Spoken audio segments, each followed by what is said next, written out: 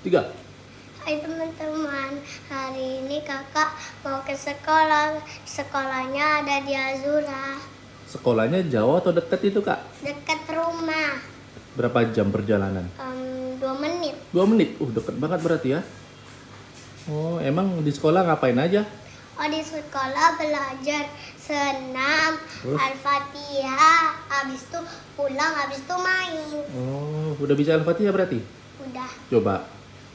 Bismillahirrahmanirrahim. Namanya apa kalau kakak?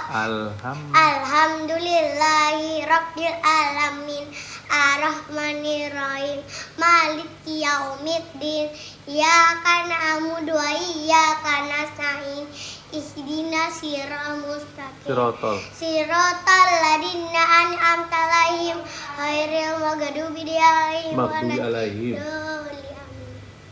Oke.